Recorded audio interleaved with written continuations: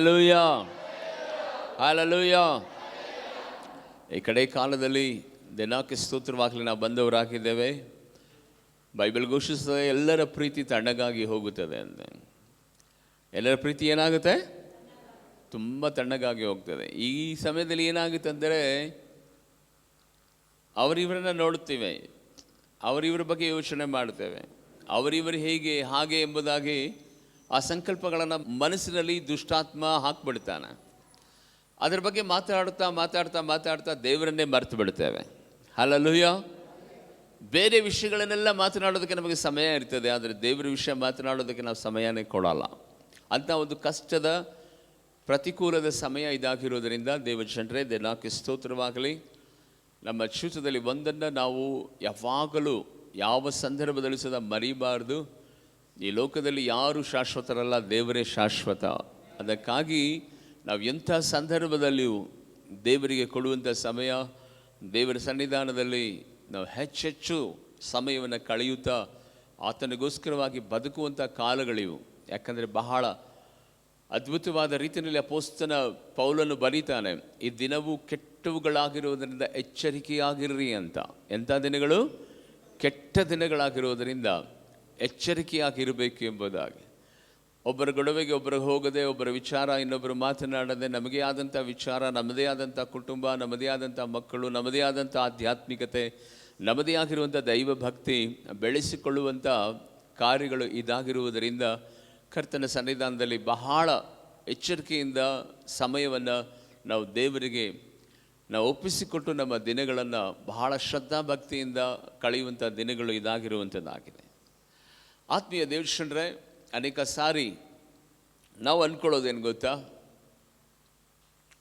ನನಗೆ ಯಾರೂ ಜೊತೆಯಲ್ಲಿ ಇಲ್ಲ, ನನಗೆ ಯಾರೂ ಧೈರ್ಯ ಕೊಡೋರಿಲ್ಲ, ನಾನು ಒಬ್ಬಂಟಿಗನಾಗ್ಬಿಟ್ಟೆ, ನನ್ನ ಬದುಕಿನಲ್ಲಿ ನನ್ನ ಮೇಲೆ ಕೆತ್ತೋರು ಯಾರಿಲ್ಲ, ನನ್ನ ಜೀವಿತದಲ್ಲಿ ನಾನು ಯಾವಾಗಲೂ ಸದಾ ಇಷ್ಟೊಂದು ಭಕ್ತಿನಲ್ಲಿರ್ತೇನೆ, ಪ್ರಾರ್ಥನೆಯಲ್ಲಿರ್ತೇನೆ, ನನ್ನ ಬದುಕಿನಲ್ಲಿ ಏನೋ ಒಂದು ತಡೆಗಳು, ಇಕ್ಕಟ್ಟುಗಳು ನಡೀತಾನೆ ಇದೆ, ಯಾರಪ್ಪ ನನ್ನನ್ನು ಕೈ ಹಿಡಿತಾರೆ, ಯಾರಕ್ಕೆ ನನಗೆ ಮೇಲೆ ಕೆತ್ತುತ್ತಾರೆ ಎಂಬುದಾಗಿಯೇ ಬಹಳ ಜನ ಚಿಂತೆ ಮಾಡುವುದುಂಟು, ಕಳವಳದಿಂದ ತುಂಬಿರುವಂಥ ಒಂದು ಪರಿಸ್ಥಿತಿನಲ್ಲಿ ಇರುವುದುಂಟು.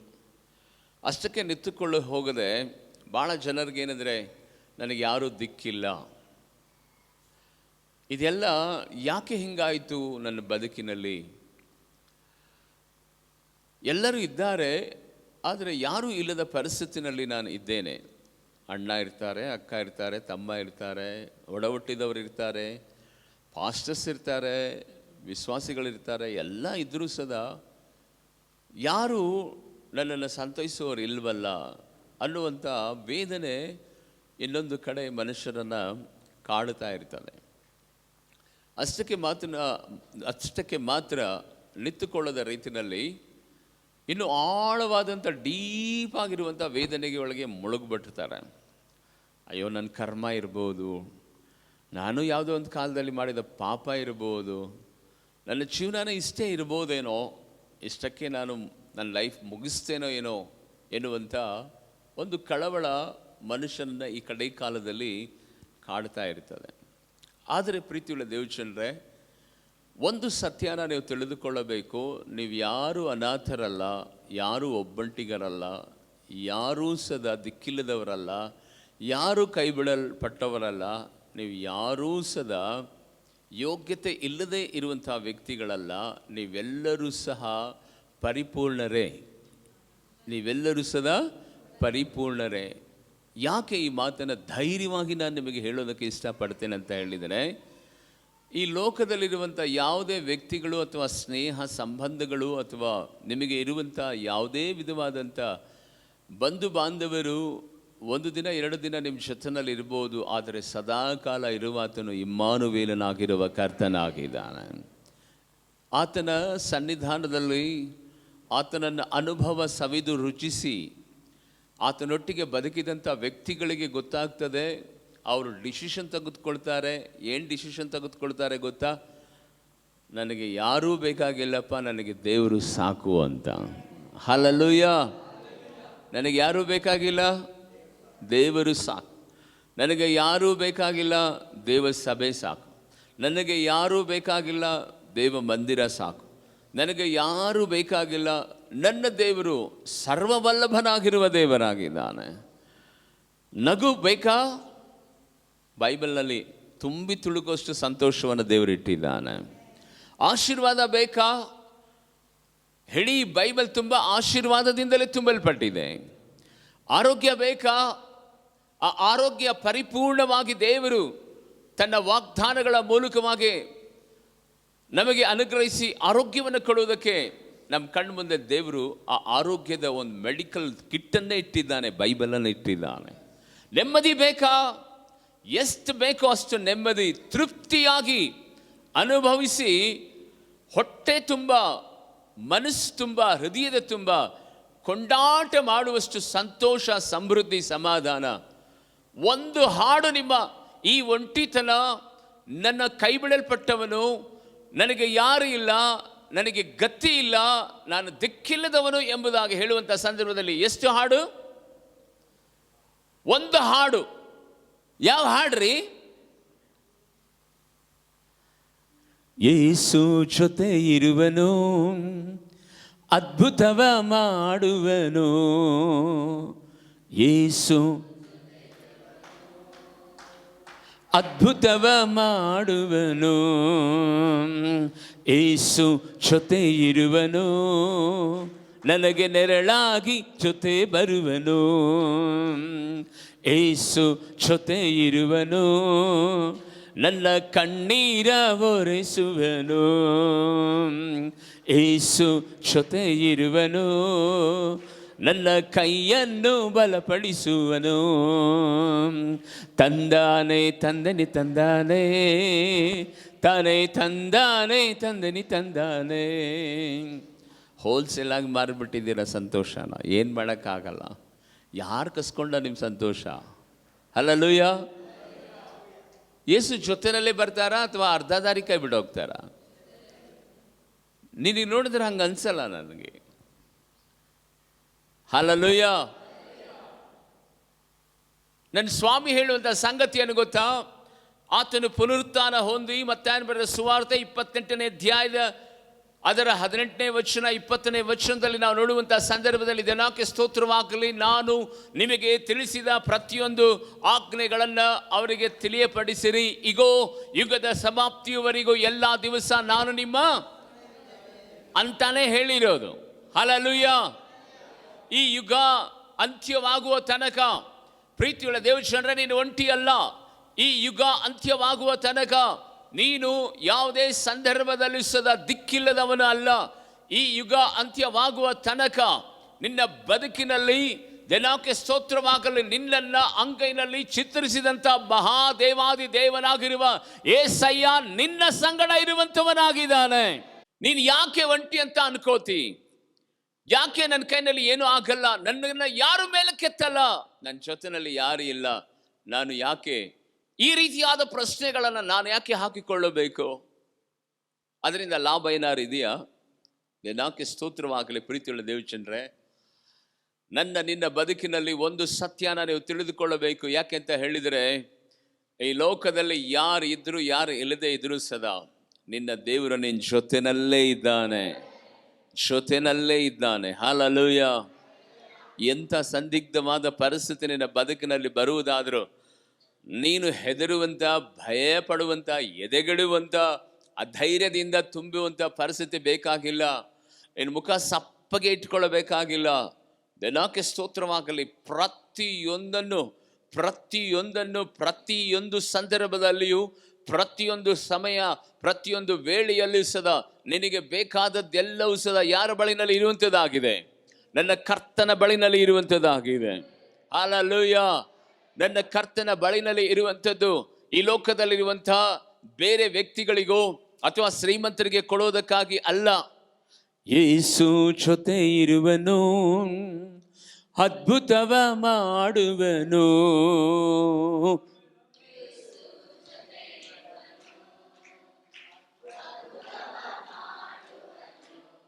ತಂದಾನೆ ತಂದನಿ ತಂದಾನೆ, ತಾನೇ ತಂದಾನೆ ತಂದಿನಿ ತಂದಾನೆ, ತಂದಾನೆ ತಂದಿನ ತಂದಾನೆ, ತಾನೇ ತಂದಾನೆ. ಕಣ್ಣೀರನ್ನೆಲ್ಲ ಒರೆಸುವನು, ಕಣ್ಣೀರನ್ನೆಲ್ಲ ಸಂತೋಷ ಸಮಾಧಾನ ನೀಡುವನು, ಸಂತೋಷ ಸಮಾಧಾನ ನೀಡುವನು. ತಂದಾನೆ ತಂದನಿ ತಂದಾನೆ, ತಾನೇ ತಂದಾನೆ ತಂದಿನಿ ತಂದಾನೆ. Hallelujah, hallelujah. ನಾವು ಯಾವತ್ತಾದ್ರೂ ಈ ಹಾಡು ಹಾಡ್ತೀವ ಕಷ್ಟದ ಸಮಯದಲ್ಲಿ? ಹಾಡಲ್ಲ. ನಿನಗೆ ಕಷ್ಟ ಬಂತಂತ ತಿಳ್ಕೊ, ಈ ರೀತಿಯಾದಂಥ ಯೋಚನೆ ಬಂತಂತ ತಿಳ್ಕೊ, ನನಗೆ ಯಾರು ಇಲ್ಲ ಅಂತ ಹೇಳಿ ಒಂದು ವೇಳೆ ಮೈಂಡಲ್ಲಿ ಬಂತು ಅಂತ ತಿಳ್ಕೊ, ನೀನು ಓಡೋಗಿ ಏನು ಮಾಡ್ಬೇಕು ಗೊತ್ತಾ? ನಾನು ಬದುಕಲ್ಲಪ್ಪ, ನನ್ನ ಕೈಲಿ ಆಗಲ್ಲಪ್ಪ, ನನ್ನ ಜೀವನ ಮುಗೀತಪ್ಪ, ಏನಾಗಲಿ ನನ್ನ ಕರ್ಮ ಇದೆಯಪ್ಪ, ನಾನು ಬದುಕಲೇಬಾರ್ದಂತ ಬೇರೆ ಡಿಸೈಡ್ ಮಾಡಬಾರ್ದು. ನಾನು ಆ ಮಾತನ್ನು ಹೇಳ್ತಿಲ್ಲ.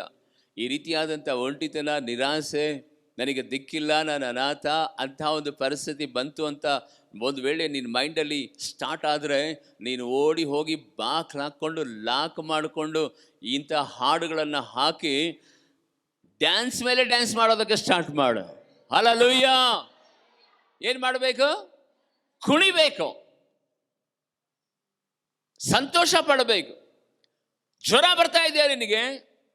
ಬಲಹೀನತೆಯಿಂದ ತುಂಬಲ್ಪಟ್ಟಿದೆಯಾ? ನೀನು ವೈಯಕ್ತಿಕವಾಗಿ ಬಹಳ ಜನ ನೀನು ವಿರೋಧವಾಗಿ ನಿಂತ್ಕೊಂಡಿದ್ದಾರ? ತಡೆಗಳು ಬರ್ತಾ ಇದ್ದಾವ? ಯೇಸು ಜೊತೆ ಇರುವನು, ಅದ್ಭುತವ ಮಾಡುವನು. Amen, amen.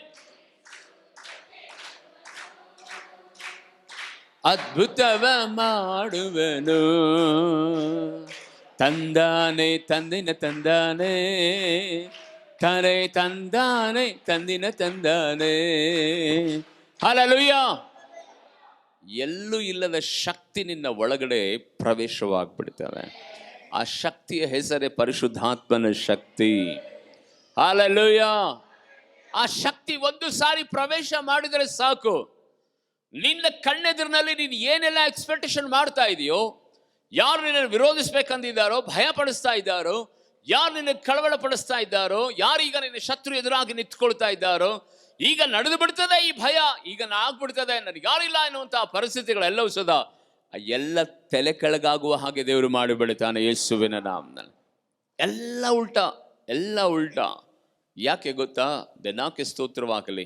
ದೇವರನ್ನು ಆರಾಧಿಸುವಂತ ದೇವ ಮಕ್ಕಳಿಗೆ ಒಂದು ನಂಬಿಕೆ ಇರಬೇಕು. ನನ್ನ ದೇವರು ಯಾವಾಗಲೂ ಯುಗದ ಸಮಾಪ್ತಿವರೆಗೂ ನನ್ನ ಸಂಗಡ, ಆತನು ನನ್ನ ಜೊತೆನಲ್ಲೇ ಇರುವ ಇಮ್ಮಾನುವೇಲನಾಗಿದ್ದಾನೆ. ನನ್ನನ್ನ ಯಾರು ಮುಟ್ಟಕ್ಕಾಗಲ್ಲ, ಯಾರು ನನ್ನನ್ನ ಯಾವುದೇ ಸಂದರ್ಭದಲ್ಲಿ ನಾಶ ಪಡಿಸಕ್ಕಾಗಲ್ಲ, ಯಾವ ಶಕ್ತಿಗಳು ಸದಾ ನನ್ನ ಎದುರಾಗಿ ನಿಂತ್ಕೊಳ್ಳೋದಕ್ಕೆ ಸಾಧ್ಯವಿಲ್ಲ. ಯಾಕೆಂದ್ರೆ ನನ್ನ ದೇವರು ನನ್ನ ಒಳಗಡೆ ಆತನು ವಾಸ ಮಾಡ್ತಾ ಇದ್ದಾನೆ. ಯಾಕೆಂದ್ರೆ ಈ ಲೋಕದಲ್ಲಿ ಇರುವಾತನಿಗಿಂತಲೂ ನನ್ನ ಒಳಗಡೆ ಇರುವಾತನು, ಆತನು ದೊಡ್ಡವನಾಗಿದ್ದಾನೆ ಅಂತ. ಹಲ್ಲೆಲೂಯಾ. ಆತ್ಮೀಯ ದೇವಜನರೇ, ಯೋಸೇಫನ ಜೀವಿತವನ್ನು ಗಮನಿಸುವಂತ ಸಂದರ್ಭದಲ್ಲಿ ಅವನು ಒಂದು ದಿನಾನು ಅನ್ಕೊಳ್ಳಿಲ್ಲ ನಾನು ಅನಾಥ ಅಂತ, ಒಂದು ದಿನಾನು ಅನ್ಕೊಳ್ಳಿಲ್ಲ ನಾನು ದಾಸ ಅಂತ, ಒಂದು ದಿನಾನು ಸದಾ ಅವನು ಅಂದುಕೊಳ್ಳಲಿಲ್ಲ ನಾನು ಕೈ ಬಿಡಲ್ಪಟ್ಟವನು ಅಂತ, ಒಂದು ದಿನವೂ ಸದಾ ಅಂದ್ಕೊಳ್ಳಿಲ್ಲ ನನ್ನ ಅಣ್ಣ ತಮ್ಮಂದರು ನನಗೆ ಹಾಗೆ ಮಾಡಿದರು ಅಂತ, ಒಂದು ದಿನವೂ ಸದಾ ಆತನು ಅಂದುಕೊಳ್ಳಲಿಲ್ಲ ಆತನ ಜೀವನ ಪೂರ್ತಿ ನಾನು ಕೈ ಬಿಡಲ್ಪಟ್ಟವನಲ್ಲ. 15 ವರ್ಷಕ್ಕೆ 13ರಿಂದ 15 ವರ್ಷದ ಒಳಗಾಗಿ ದೇವರು ಆತನಿಗೆ ದರ್ಶನ ಕೊಡ್ತಾನೆ. ದಿನಕ್ಕೆ ಸ್ತೋತ್ರವಾಗಲಿ. ನಿನ್ನ ಎದುರಿನಲ್ಲಿ ನಿನ್ನ ಅಣ್ಣ ತಮ್ಮಂದರಿಗೆ ಗುರುತಾಗಿರುವಂತ ಆ ತೆನೆಗಳಿರ್ಬೋದು, ಒಳಗಿರುವಂತ ಹಸುಗಳಿರ್ಬೋದು ಅಡ್ಡ ಬೀಳುತ್ತದೆ ಎಂಬುದಾಗಿ ಆ ದರ್ಶನವನ್ನು ಮಾತ್ರ ತನ್ನ ಕಣ್ಣೆದಿನಲ್ಲಿ ಇಟ್ಕೊಂಡ ವಿನಃ ಬೇರೆ ಯಾವ ಸಂಗತಿಗಳು ಆತನ ಕಣ್ಣೆದಿನಲ್ಲಿ ಬರ್ತಾನೆ ಇರಲಿಲ್ಲ. ಹಲ್ಲೆಲೂಯಾ. ಅವನು ಒಂಟಿ ಅಂತ ಯಾವತ್ತೂ ಸದಾ ಅವನ ಮೈಂಡಲ್ಲಿ ಥಾಟ್ಸೇ ಬರಲಿಲ್ಲ ಅಂತ.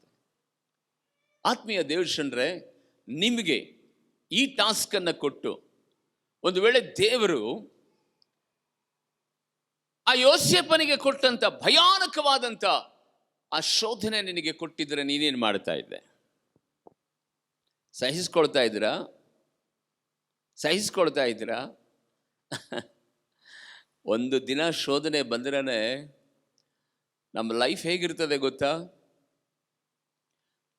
ತಿರುವದೇ ಇರುವಂಥ ಚಪಾತಿ ತವ್ವ ಮೇಲೆ ಇದ್ದರೆ ಆ ಕೆಳಗಿನ ಪ್ಲೇಸ್ ಹೇಗಿರ್ತಲ್ಲ ಹಾಗೆ ಇರ್ತದೆ. ಹಲ್ಲೆಲೂಯಾ. ತಿರುವದೇ ಇರುವಂಥ ಚಪಾತಿ ತವ್ವ ಮೇಲಿದ್ದರೆ ಏನಾಗಿರ್ತದೆ? ಏನಾಗ್ತದಮ್ಮ? ಸೀದೋದ ಮುಖದ್ಗಿಂತ ಕೆಟ್ಟದಾಗಿರ್ತದೆ. ಆದರೆ ಯೋಸೇಫನ ಮುಖದಲ್ಲಿ ಯಾವಾಗಲೂ ಸದಾ ಕರ್ತನ ಪ್ರಸನ್ನತೆ ತುಂಬಿ ತುಳುಗುತ್ತಾ ಇತ್ತಂತೆ. ಹಲ್ಲೆಲೂಯಾ. ನಿಜವಾಗಲೂ ಈ ಒಂಟಿತನ, ಈ ಕೈ ಬಿಡಲ್ಪಡುವಿಕೆ, ಈ ಶೋಧನೆ ಅನುಭವಿಸಿದಂಥ ವ್ಯಕ್ತಿ ಬೈಬಲಲ್ಲಿ ಯೋಸೇಫನು. ಆದರೆ ಒಂದು ದಿನವೂ ಸದಾ ಅವನ ಮೈಂಡಲ್ಲಿ ಈ ಥಾಟ್ ಬರಲಿಲ್ಲ. ಯಾಕೆ ಬರಲಿಲ್ಲ ಗೊತ್ತಾ?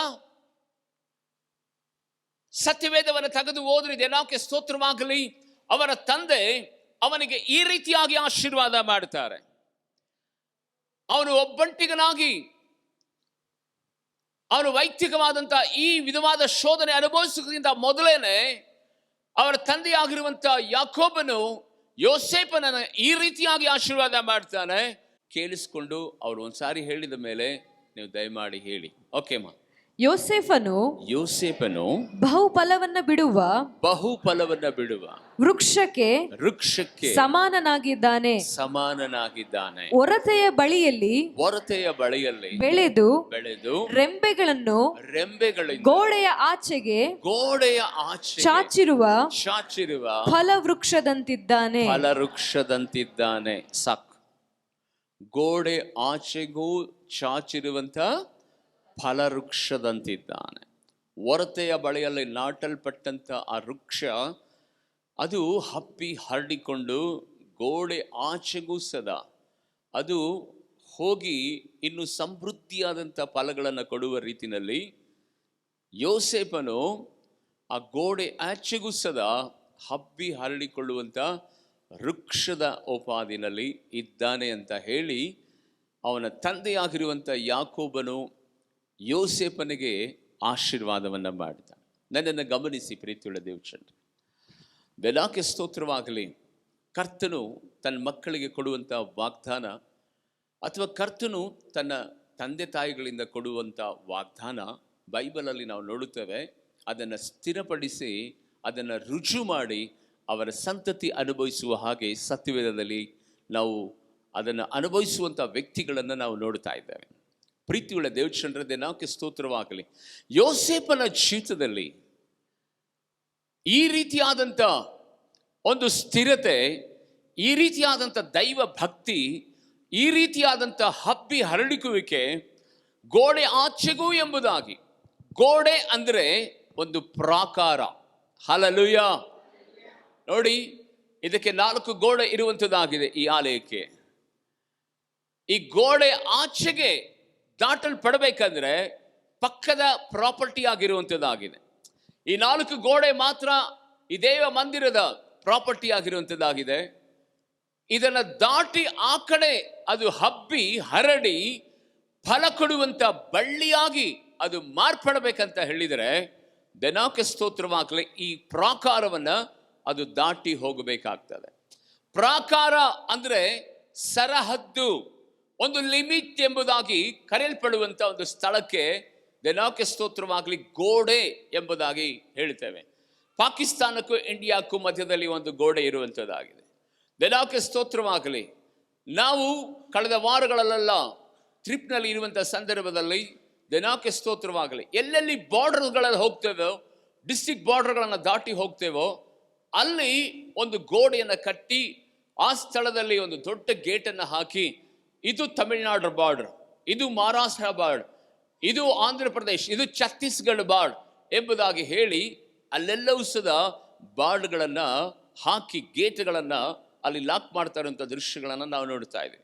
ದೇವಕ್ಕೆ ಸ್ತೋತ್ರವಾಗಲಿ. ಪ್ರೀತಿಯುಳ್ಳ ದೇವಜನರೇ, ಇಲ್ಲಿ ಯೋಸೇಫನ ಸರಹದ್ದು ಅವರ ತಂದೆ ನುಡಿದ ಆ ವಾಗ್ದಾನದ ಅನುಸಾರವಾಗಿ ಗೋಡೆ ಆಚೆಗೂ ಆತನು ಹಬ್ಬಿ ಹರಡಿಕೊಳ್ಳುವಂತ ಒಂದು ದ್ರಾಕ್ಷ ಬಳ್ಳಿಗೆ ದೇವರು ಇಲ್ಲಿ ಹೋಲಿಕೆ ಮಾಡಿರುವುದನ್ನು ನಾವು ನೋಡುತ್ತೇವೆ. ಹಲ್ಲೆಲೂಯಾ. ಓಕೆ, ನನ್ನನ್ನು ಗಮನಿಸಿ ಪ್ರೀತಿಯುಳ್ಳ ದೇವಜನರೇ, ಒಂದು ಗಿಡದಲ್ಲಿ ಫಲಭರಿತವಾದಂಥ ಹಣ್ಣು ಅಥವಾ ಫಲಭರಿತವಾದಂಥ ಹೂವು, ಫಲಭರಿತವಾದಂಥ ಕಾಯಿಗಳು ತುಂಬಿ ತುಳುಕಬೇಕಂತ ಹೇಳಿದರೆ ದೇವರಿಗೆ ಸ್ತೋತ್ರವಾಗಲಿ, ಅದು ಎಲ್ಲಿ ನಾಟಲ್ಪಡಬೇಕು? ಎಲ್ಲಿ ನಾಟಲ್ಪಡಬೇಕು? ಗೊಂಚಲಾಗಿರುವಂಥ ದ್ರಾಕ್ಷಿ ಬಳ್ಳಿನ ನೋಡ್ತಾ ಇರ್ತೀವಿ. ಅದು ಯಾವುದಕ್ಕೆ ನಾಟಲ್ಪಟ್ಟಿರ್ತದೆ? ಭೂಮಿಗೆ, ಕಲ್ಲಿಗ? ದೇವರಿಗೆ ಸ್ತೋತ್ರವಾಗಲಿ. ಆ ದ್ರಾಕ್ಷಿ ಲತೆ ಒಂದು ರಾಶಿ ಇರ್ತದೆ ಕೈನಲ್ಲಿ ಅಣ್ಣ. ಆ ದ್ರಾಕ್ಷಿ ಲತೆ ಇದೆಯಲ್ಲ, ಒಂದು ರಾಶಿ ಇರ್ತದೆ, ಹಿಂಗೆ ಮುಟ್ಟುತ್ತೀವಿ, ಅದು ಎಲ್ಲಿ ನಾಟಲ್ಪಟ್ಟಿರ್ತದೆ? ಬೇರಿಗೆ ನಾಟಲ್ಪಟ್ಟಿರ್ತದ? ಹೇಳ್ರಿ, ಎಲ್ಲಿ ನಾಟಲ್ಪಡ್ತದೆ? ಬಳ್ಳಿಗೆ ಅಂಟುಕೊಂಡಿರ್ತದೆ. ಆ ಬಳ್ಳಿ ಯಾವುದಕ್ಕೆ ಅಂಟುಕೊಂಡಿರ್ತದೆ? ಇಲ್ಲ, ಆ ಬಳ್ಳಿ ಇದೆಯಲ್ಲ, ಕಾಂಡಕ್ಕೆ ಅಂಟ್ಕೊಂಡಿರ್ತದೆ. ಆ ಕಾಂಡ ಯಾರಿಗೆ ಅಂಟ್ಕೊಂಡಿರ್ತದೆ? ಬೇರಿಗೆ ಅಂಟ್ಕೊಂಡಿರ್ತದೆ. ಚಪ್ಪಾಳೆ ತಟ್ಟಿ ದೇವರಿಗೆ ನಾವು ಸ್ತೋತ್ರ ಮಾಡೋಣ. ಹಲ್ಲೆಲೂಯಾ. ಆ ಹಣ್ಣಿದೆಯಲ್ಲ, ಅದು ಆ ಬಳ್ಳಿಗೆ ಅಂಟುಕೊಂಡೇ ಇರ್ತದೆ. ಆ ಬಳ್ಳಿ ಬಂದು ಕೊಂಬೆಗೆ ಅಂಟ್ಕೊಂಡಿರ್ತದೆ, ಆ ಕೊಂಬೆ ಬಂದು ಕಾಂಡಕ್ಕೆ ಅಂಟಿಕೊಂಡಿರ್ತದೆ, ಆ ಕಾಂಡ ಕೆಳಗಡೆ ಬೇರಿಗೆ ಅಂಟ್ಕೊಂಡಿರ್ತದೆ. ಹಲ್ಲೆಲೂಯಾ. ಒಂದಕ್ಕೊಂದು ಕನೆಕ್ಷನ್ ಇರ್ತದೆ. ಹಲ್ಲೆಲೂಯಾ. ಒಂದಕ್ಕೊಂದು ಕನೆಕ್ಷನ್ ಇರ್ತದೆ. ಆ ಕನೆಕ್ಷನ್ ಇರುವಂಥ ಸಂದರ್ಭದಲ್ಲಿ ಮಾತ್ರನೇ ಹೂ ಬಿಡೋದಕ್ಕೆ ಸಾಧ್ಯ, ಫಲಗಳನ್ನು ಬಿಡೋದಕ್ಕೆ ಸಾಧ್ಯ, ದೊಡ್ಡ ದೊಡ್ಡ ಗೊಂಚಲುಗಳು ಕಾಣೋದಕ್ಕೆ ಸಾಧ್ಯ. ಒಂದಕ್ಕೊಂದು ಕನೆಕ್ಷನ್ ಇಲ್ಲದೆ ಕಟ್ಟಾಗಿದ್ರೆ ಅಲ್ಲಿ ಫಲ ಬಿಡೋದಕ್ಕೆ ಚಾನ್ಸಸ್ ಇದೆಯಾ? ಇದೆಯಾ ಬ್ರದರ್? ದೇವರಿಗೆ ಸ್ತೋತ್ರವಾಗಲಿ. ಅಲ್ಲಿ ಫಲಗಳನ್ನು ನೋಡೋದಕ್ಕೆ ಸಾಧ್ಯವಿಲ್ಲ. ಯೋಸೇಫನು ಗೋಡೆಯಾಚೆಗೂ ಹಬ್ಬಿ ಹರಡಿಕೊಳ್ಳುವುದಕ್ಕೆ ಕಾರಣ ಏನು ಗೊತ್ತಾ? ದೇವರಿಗೆ ಸ್ತೋತ್ರವಾಗಲಿ, ಆತನು ಆ ಬಳ್ಳಿಯೊಂದಿಗೆ ನಾಟಲ್ಪಟ್ಟಿದ್ದನು. ಹಲ್ಲೆಲೂಯಾ. ಆ ಬಳ್ಳಿಯೊಂದಿಗೆ ನಾಟಲ್ಪಟ್ಟಿದ್ದನು. ಸತ್ಯವೇದ ಹೇಳಿದರೆ, ನನ್ನ ತಂದೆ ತೋಟಗಾರನು, ನಾನೇ ಆ ದ್ರಾಕ್ಷಿಯ ಬಳ್ಳಿ. ನನ್ನ ತಂದೆ ತೋಟಗಾರನು, ನಾನೇ ಆ ದ್ರಾಕ್ಷಿಯ ಬಳ್ಳಿ. ನನ್ನಲ್ಲಿದ್ದು ಫಲ ಕೊಡದಿರುವಂಥ ಪ್ರತಿಯೊಂದು ಆ ಕೊಂಬೆಗಳನ್ನ ಕಡಿದು ಹಾಕುವೆನು ಅಂತ ಹೇಳಿ ಯೋಹಾನ್ ಬರೆದ ಸುವಾರ್ತೆ ಯೇಸು ಸ್ವಾಮಿ ಮಾತನಾಡ್ತಾರೆ. ನನ್ನನ್ನು ಗಮನಿಸಿ ಪ್ರೀತಿಯುಳ್ಳ ದೇವಜನರೇ, ಇವತ್ತು ನಾವು ಫಲಭರಿತರಾಗಿ ಇರಬೇಕಂದ್ರೆ, ನಾವು ಗೋಡೆ ಆಚೆಗೂ ಸದಾ ಹಬ್ಬಿ ಹರಡಬೇಕಂದ್ರೆ, ನಮ್ಮ ಸೇವೆ ಇರ್ಬೋದು, ನಮ್ಮ ಕುಟುಂಬ ಇರ್ಬೋದು, ನಮ್ಮ ವೈಯಕ್ತಿಕವಾದ ಜೀವನ ಇರ್ಬೋದು, ನಾವು ಮಾಡುವಂಥ ಬಿಸ್ನೆಸ್ ಆಗಿರ್ಬೋದು, ನಾವು ಮಾಡುವಂಥ ಉದ್ಯೋಗವಾಗಿರ್ಬೋದು, ಪ್ರತಿಯೊಂದು ಸದಾ ಅದು ದೇವರಿಗೆ ಸ್ತೋತ್ರ ವಿಸ್ತಾರವಾಗಬೇಕಂದ್ರೆ, ಎಸ್ಟಾಬ್ಲಿಷ್ಮೆಂಟ್ ಆಗಬೇಕಂದ್ರೆ, ದೇವರಿಗೆ ಸ್ತೋತ್ರವಾಗಲಿ ಪ್ರೀತಿಯುಳ್ಳ ದೇವಜನರೇ, ನಾವು ದೇವರೊಟ್ಟಿಗೆ ನಾಟಲ್ಪಡಬೇಕು. ನಾವು ಆ ಬಳ್ಳಿಯೊಟ್ಟಿಗೆ ನಾಟಲ್ಪಡಬೇಕು. ದೇವರು ನಿನ್ನ ಆರಾಧ್ಯ ದೈವವಾಗಿರುವಂತ ಯೇಸಯ್ಯ ಎನ್ನುವಂತ ಆ ಕಾಂಡಕ್ಕೆ ನಾವು ಜೋಡಿಸಲ್ಪಟ್ಟಿರುವಂತ ಸಂದರ್ಭದಲ್ಲಿ ಮಾತ್ರ ನಾವು ಫಲಭರಿತವಾದಂತ ಆ ವಿಶೇಷ ಫಲಗಳಾಗಿ ನಾವು ಮಾರ್ಪಡುವಂಥದ್ದಾಗಿದೆ. ಹಲ್ಲೆಲೂಯಾ. ಹಲ್ಲೆಲೂಯಾ. ಯೋಸೇಫನ ಜೀವಿತದಲ್ಲಿ ದೇವರಿಗೆ ಸ್ತೋತ್ರವಾಗಲಿ. ಯಾಕೆ ಒಂಟಿತನ ಅವನ ಜೀವಿತದಲ್ಲಿ ಕಾಡಿಸ್ತಾ ಇರಲಿಲ್ಲ? ದಿಕ್ಕಿಲ್ಲದವನು ಎಂಬುದಾಗಿ ಯಾಕೆ ಅಂದುಕೊಳ್ತಾ ಇರಲಿಲ್ಲ?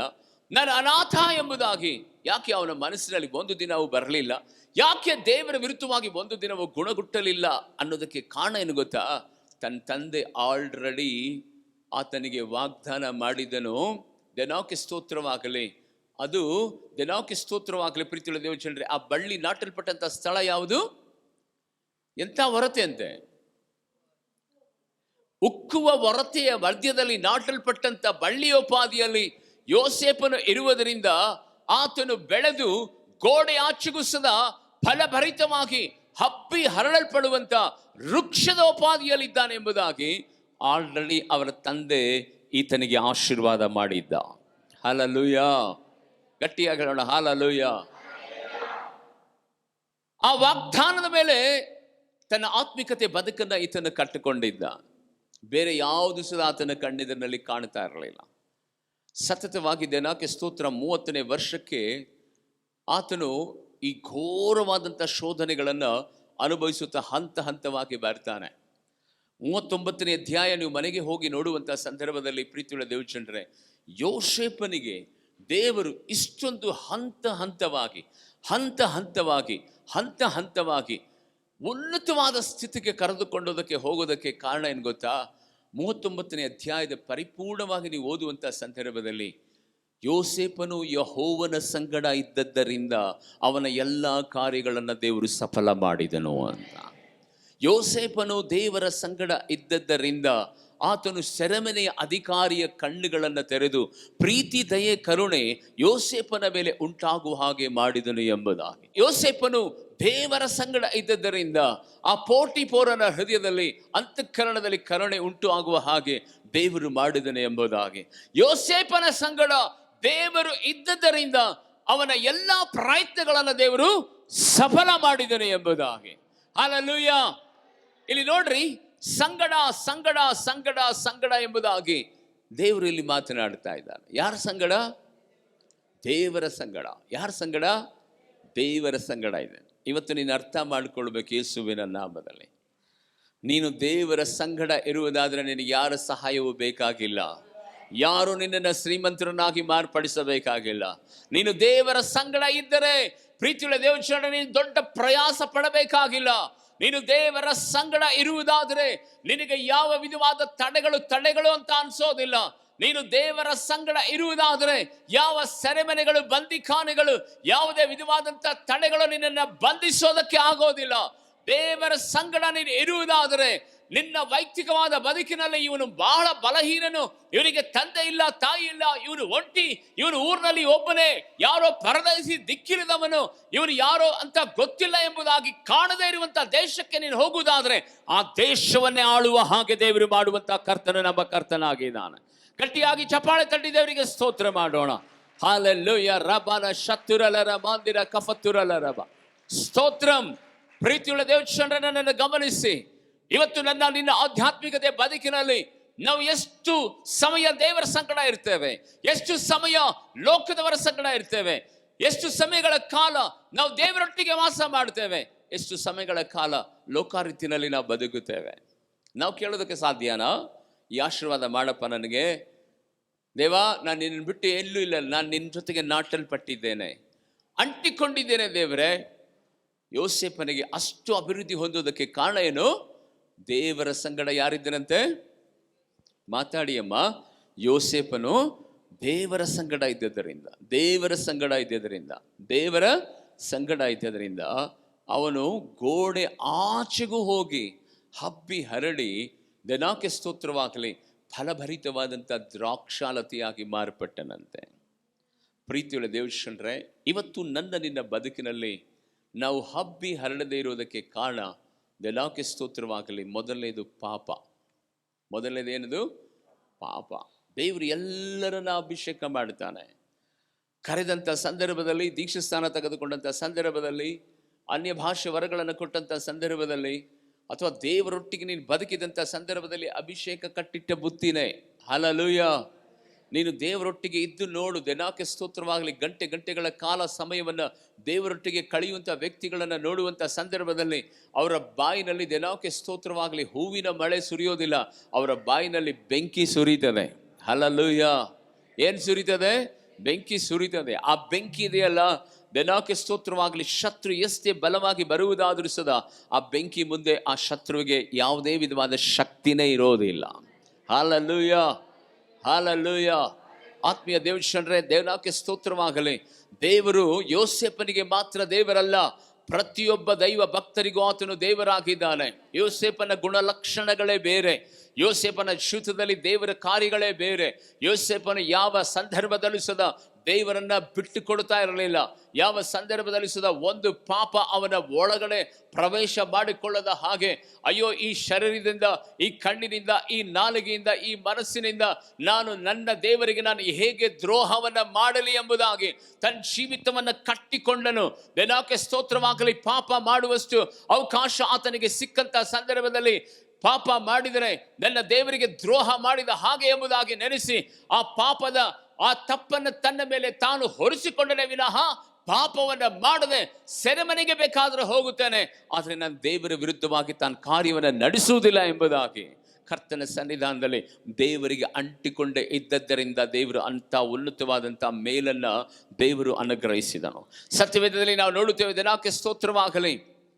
ಪ್ರೀತಿಯುಳ್ಳ ದೇವಜನರೇ, ಮನೋಹ ಇರುವಂತ ಆ ತಂದೆಗೆ ಹುಟ್ಟಿದಂತ ಒಬ್ಬ ಮಗನಿದ್ದಾನೆ. ಆತನ ಹೆಸರು ಸಂಸೋನ್. ಸಂಸೋನನ ಜೀವಿತವನ್ನು ನೋಡುವಂತಹ ಸಂದರ್ಭದಲ್ಲಿ ತಾಯಿಗೂ ತಂದೆಗೂ ದೇವರು ದರ್ಶನ ಕೊಡ್ತಾರೆ. ಇವನು ವಿಶೇಷವಾದ ವ್ಯಕ್ತಿತ್ವವಂತ ಅಭಿಷಕ್ತನು. ದಿನಕ್ಕೆ ಸ್ತೋತ್ರವಾಗಲಿ. ಇವನ ಮೇಲೆ ನಿರಂತರವಾಗಿ ಅಭಿಷೇಕ ಇರುವಂಥದ್ದಾಗಿದೆ. ಇವನ ತಲೆ ಮೇಲೆ ಕತ್ತಿ ಬೀಳಬಾರದು, ಯಾವತ್ತೂ ಇವನ ಕೂದಲನ್ನು ಕತ್ತರಿಸಬಾರದು. ಇವನು ಇಸ್ರೇಲರಿಗೆ ಒಬ್ಬ ನ್ಯಾಯಸ್ಥಾಪಕನಾಗಿ ನಾನು ನಿಮ್ಮ ಗರ್ಭದಲ್ಲಿ ಹಾಕುತ್ತೇನೆ ಎಂಬುದಾಗಿ ದೇವರು ತನ್ನ ದೂತನನ್ನು ಕಳಿಸಿ ಸಂಸೋನನನ್ನು ಅಭಿಷೇಕ ಮಾಡಿದನು. ಆದರೆ ತನ್ನ ಯೌವನ ಕಾಲ ಬಂದಂತಹ ಸಂದರ್ಭದಲ್ಲಿ ಸಂಸೋನನು ತಂದೆ ತಾಯಿಯ ಮಾತನ್ನ ಕೇಳಲಿಲ್ಲ. ಯೋಸೇಫನ ಜೀವಿತವನ್ನ ನೋಡ್ರಿ, ತನ್ನ ತಂದೆ ಏನು ವಾಗ್ದಾನ ಮಾಡಿದನೋ ಆ ವಾಗ್ದಾನವನ್ನು ಗಟ್ಟಿಯಾಗಿ ಹಿಡಿದುಕೊಂಡು, ನನ್ನ ತಂದೆ ನನಗೆ ಆಶೀರ್ವಾದ ಮಾಡಿದ್ದಾನೆ, ನಾನು ಗೋಡಿ ಆಚೆಗೂ ಹಬ್ಬಿ ಹರಳಿಕೊಳ್ಳುವಂತ ಒಬ್ಬ ಅಭಿಷಕ್ತನಾಗಿ ನನ್ನ ತಂದೆ ನನಗೆ ಆಶೀರ್ವಾದ ಮಾಡಿದ್ದಾನೆ ಎಂಬುದಾಗಿ ಅದರ ಮೇಲೆ ನಂಬಿಕೆ ಇಟ್ಟನು. ಆದರೆ ಇವರಿಗೆ ಗೊತ್ತಿತ್ತು, ನಾಜೀರ್ ಒಂದು ವ್ರತವನ್ನು ಆಚರಿಸಬೇಕಾದಂತ ಒಬ್ಬ ವ್ಯಕ್ತಿ ಸಂಸೋನನು. ಆದರೆ ತನ್ನ ಆಧ್ಯಾತ್ಮಿಕತೆ ಬದುಕಿನಲ್ಲಿ ಆತನು ಎಲ್ಲಿ ತನಕ ದೇವರೊಟ್ಟಿಗೆ ಬದುಕಿದನೋ, ಅಭಿಷೇಕದಿಂದ ತುಂಬಲ್ಪಟ್ಟನೋ, 300 ನರಿಗಳನ್ನು ಹಿಡಿದು ಆ 300 ನರಿಗಳ ಬಾಲಕ್ಕೆ ಬೆಂಕಿಯನ್ನು ಹಚ್ಚಿ ಫಿಲಿಪ್ಟಿಯರ ಹೊಲಗಳನ್ನು ನಾಶಪಡಿಸ್ತಾನೆ. ಒಂದು ಕತ್ತೆಯ ದವಡಿಯ ಮೂಲಕವಾಗಿ 1000 ಜನರನ್ನು ನಾಶಪಡಿಸ್ತಾನೆ. ಅಷ್ಟು ಬಲಿಷ್ಠವಾದಂತ ವ್ಯಕ್ತಿತ್ವವುಳ್ಳಂತ ವ್ಯಕ್ತಿ ಯಾವಾಗ ಆತನು ಪಾಪಕ್ಕೆ ಬಿದ್ದು ಹೋದನೋ ಅಂತ ಒಂದು ಸಂದರ್ಭದಲ್ಲಿ ಏನಾಯ್ತು ಅಂತ ಹೇಳಿದರೆ, ಆ ಪಾಪದ ನಿಮಿತ್ತವಾಗಿ ಅವನ ಕಣ್ಣುಗಳು ಕೀಳಲ್ಪಡ್ತದೆ. ಆ ಪಾಪದ ನಿಮಿತ್ತವಾಗಿ ಬಂದಿಯಾಗಿ ಮಾರ್ಪಡ್ತಾನೆ, ಅಭಿಷೇಕ ಕಳ್ಕೊಳ್ತಾನೆ. ಯಾರನ್ನ ಆಳಬೇಕೆಂಬುದಾಗಿ ನ್ಯಾಯಸ್ಥಾಪಕನಾಗಿ ದೇವರು ಆತನನ್ನು ಅಭಿಷೇಕ ಮಾಡಿದನೋ, ದೇವರು ತನ್ನ ವೈಯಕ್ತಿಕವಾದ ಜೀವಿತದಲ್ಲಿ ಇಂಥ ಬಲಿಷ್ಠರನ್ನು ಎಬ್ಬರಿಸಬೇಕೆಂಬುದಾಗಿ ತಂದೆಯ ಚಿತ್ತವನ್ನು ನೆರವೇರಿಸಬೇಕಾಗಿದ್ದಂಥ ಸಂಸೋನನು ಯಾವಾಗ ಪಾಪದ ದಾಸತ್ವಕ್ಕೆ ಬಿದ್ದನೋ, ದಿನಕ್ಕೆ ಸ್ತೋತ್ರವಾಗಲಿ, ಅನ್ಯರ ಕೈನಲ್ಲಿ ಅವನು ಹೆಣವಾಗಿ ಮಾರ್ಪಟ್ಟು ಅನ್ಯರ ರೀತಿಯಲ್ಲಿ ಅವನು ಸಾಯುವಂಥ ಒಂದು ಪರಿಸ್ಥಿತಿ ಬರ್ತದೆ. Hallelujah, hallelujah. ಅವನು ಅಭಿಷಕ್ತನೇ, ಯೋಸೇಫನು ಸಂಸೋನನು ಅಭಿಷಕ್ತನೇ. ಆದರೆ ಯೋಸೇಫನ ಜೀವಿತದಲ್ಲಿ ಅವನು ಫಲಭರಿತವಾದಂಥ ದ್ರಾಕ್ಷಾರಸ ಬಳ್ಳಿಯಾಗಿ ಆತನು ಅನೇಕರಿಗೆ ಫಲ ಕೊಡುವುದಕ್ಕೆ, ಗೋಡಿಯಾಚೆಗೆ ಹಬ್ಬಿಕೊಳ್ಳುವುದಕ್ಕೆ ಕಾರಣ ಅವನು ದೇವರೊಟ್ಟಿಗೆ ಅಂಟುಕೊಂಡನು. ಆದರೆ ಸಂಸೋನನು ದೇವರನ್ನ ಬಿಟ್ಟು ಬಿಟ್ಟನು. ಹಲ್ಲೆಲೂಯಾ. ಬೈಬಲ್ ಏನು ಹೇಳ್ತದೆ? ಫಲ ಕೊಡದೇ ಇರುವಂಥ ಪ್ರತಿಯೊಂದು ಬೆಳ್ಳಿಗಳನ್ನ ಕೂಡಿಸಿಟ್ಟು ಬೆಂಕಿ ಹಾಕಿ ಸುಟ್ಟು ಬಿಡುತ್ತಾರೆ ಅಂತ. ಅದಕ್ಕೆ ಪ್ರೀತಿಯುಳ್ಳ ದೇವಜನರೇ, ಸತ್ಯವೇದದಲ್ಲಿ ನಾವು ನೋಡುವಂತರಾಗಿದ್ದೇವೆ. ಈ ಲೋಕದಲ್ಲಿ ನೀನು ದೊಡ್ಡ ವ್ಯಕ್ತಿ ಆಗಿರಬಹುದು, ಹೈಯರ್ ಎಜುಕೇಟೆಡ್ ಆಗಿರಬಹುದು, ಪ್ರಧಾನಮಂತ್ರಿ ಆಗಿರಬಹುದು, ವಿಶ್ವವನ್ನೇ ಆಳುವಂತ ವಿಶ್ವಸಂಸ್ಥೆಯ ಅಧ್ಯಕ್ಷನಾಗಿರಬಹುದು. ಆದರೆ ಸತ್ಯವೇದ ಹೇಳಿದರೆ, ನೀವು ನನ್ನನ್ನ ಬಿಟ್ಟು ಏನು ಮಾಡೋದಕ್ಕೆ ಆಗೋದೇ ಇಲ್ಲ, ಏನು ಮಾಡೋದಕ್ಕಾಗಲ್ಲ. ಯಾರು ಸದಾ ಅಂಥ ಒಂದು ಶ್ರೇಷ್ಠವಾದಂಥ ಆ ಅವಕಾಶವನ್ನು ತಲುಪೋದಕ್ಕೆ ಹಾಕೋದಕ್ಕೆ ಸಾಧ್ಯವೇ ಇಲ್ಲ. ಪ್ರೀತಿಯುಳ್ಳ ದೇವಜನರೇ, ಅಭಿಷೇಕ ದಿನಕ್ಕೆ ಸ್ತೋತ್ರವಾಗಲಿ ದೇವರ ಸನ್ನಿಧಾನದಲ್ಲಿ ಬದುಕುವ ಹಾಗೆ ಮಾಡ್ತದೆ. ಪಾಪ ಒಬ್ಬ ಮನುಷ್ಯನನ್ನು ಬೆಂಕಿಗೆ ತಳ್ಳುವಂಥದ್ದಾಗಿದೆ. ಆ ಪಾಪ ಒಬ್ಬ ಮನುಷ್ಯನನ್ನು ನಾಶದ ಕಡೆಗೆ ಕರೆದುಕೊಂಡು ಹೋಗುವಂಥದ್ದಾಗಿದೆ. ಇಬ್ಬರಿಗೂ ದೇವರೇ ಆಶೀರ್ವಾದ ಮಾಡ್ತಾರೆ. ಇಬ್ಬರಿಗೂ ಸದಾ ದೇವರು ದರ್ಶನ ಕೊಟ್ಟು ವಾಗ್ದಾನಗಳನ್ನು ಅವರ ತಂದೆ ತಾಯಿಗಳಿಗೆ ಅನುಗ್ರಹಿಸ್ತಾರೆ. ಆದರೆ ಇಲ್ಲಿ ನಡೆದಂಥ ಪರಿಸ್ಥಿತಿಗಳನ್ನು ನೋಡ್ರಿ. ಒಬ್ಬನು ಆ ಆಶೀರ್ವಾದವನ್ನು ಪಡೆದುಕೊಂಡನು. ಆ ಆಶೀರ್ವಾದ ಪಡೆದುಕೊಳ್ಳೋದಕ್ಕೆ ಕಾರಣ ಆತನು ದೇವರೊಟ್ಟಿಗೆ ಅಂಟಿಕೊಂಡಿದ್ದನು. ಹಲ್ಲೆಲೂಯ. ಒಬ್ಬ ಮನುಷ್ಯನು ಶಾಪಕ್ಕೆ ಗುರಿಯಾಗೋದಕ್ಕೆ ಕಾರಣ ಏನು ಗೊತ್ತಾ? ಅವನು ದೇವರನ್ನು ಬಿಟ್ಟು ಪಾಪಕ್ಕೆ ದಾಸನಾದನು.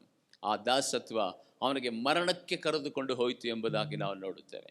ದಯವಿಟ್ಟು ಕರ್ತನ ಸನ್ನಿಧಾನದಲ್ಲಿ ಯಾವತ್ತು ನಿನ್ನ ಮೈಂಡಿನಲ್ಲಿ ಒಂಟಿತನ ಬರ್ತಾ ಇದೆ, ನನಗೆ ಯಾರು ಇಲ್ಲ, ನನ್ನ ಜೊತೆಯಲ್ಲಿ ಯಾರು ಇಲ್ಲ, ನನ್ನ ಹೀಗೆ ಇಲ್ಲ, ನನ್ನ ಮೇಲಕ್ಕೆತ್ತೋರು ಇಲ್ಲ ಅಂತ ನೀನು ತಿಳ್ಕೊಂಡಿದ್ಯಾ ಅಂತ ಅಂದ್ಕೊಂಡ್ರೆ ಆ ಒಂಟಿತನ ಎಲ್ಲಿ ಕರ್ಕೊಂಡು ಹೋಗ್ತದೆ ಗೊತ್ತಾ? ಯಾರೋ ಸ್ನೇಹ ಬೆಳೆಸೋದಕ್ಕೆ ಕರ್ಕೊಂಡು ಹೋಗುತ್ತದೆ. ಯಾರೋ ಒಬ್ಬ ಗೊತ್ತು ಗುರಿಲಿಲ್ಲದೆ ಇರುವಂಥ ವ್ಯಕ್ತಿಗಳ ಜೊತೆಯಲ್ಲಿ ಸಂಪರ್ಕ ಬೆಳೆಸುವ ಹಾಗೆ ಮಾಡ್ತದೆ. ಅದು ಕರ್ಕೊಂಡೋಗಿ ಎಲ್ಲಿ ಸಿಕ್ಕಾಕಿಳುತ್ತದೋ ಗೊತ್ತಿಲ್ಲ. ಆದರೆ ನೀನು ದೇವರಕ್ಕೆ ಸ್ತೋತ್ರವಾಗಲಿ, ನಾನು ನೀನು ಆರಾಧಿಸುವಂಥ ದೇವರು ನಮ್ಮೆಲ್ಲರಿಗೂ ಸದಾ ಆಪ್ತ ಮಿತ್ರನಾಗಿದ್ದಾನೆ. ಹಲ್ಲೆಲೂಯ. ಆತನಿಗಿಂತ ಒಳ್ಳೆ ಸ್ನೇಹಿತನು ಈ ಪ್ರಪಂಚದಲ್ಲಿ ಯಾರೂ ಇಲ್ಲ, ಯಾರ್ಯಾರೂ ಇಲ್ಲ. ಬೈಬಲಲ್ಲಿ ಅದೇ ದೇವರ ವಾಗ್ದಾನ ವಚನದಲ್ಲಿ ಹೇಳ್ತದೆ, ನೀವು ನನ್ನ ಆಜ್ಞೆಗಳನ್ನು ಕೈಕೊಂಡು ನಡೆಯುವುದಾದ್ರೆ ಇನ್ನು ಮೇಲೆ ನಾನು ನಿಮ್ಮನ್ನ ಆಳುಗಳು ಅಂತ ಕರೆಯೋದಿಲ್ಲ, ನೀವು ನನ್ನ ಸ್ನೇಹಿತರು. ಹಲ್ಲೆಲೂಯ. ನೀವು ನನ್ನ ಏನಾಗಿದ್ದೀರಿ? ಸ್ನೇಹಿತರಾಗಿದ್ದೀರಿ. ನೀವು ನನ್ನ ಸ್ನೇಹಿತರಾಗಿದ್ದೀರಿ.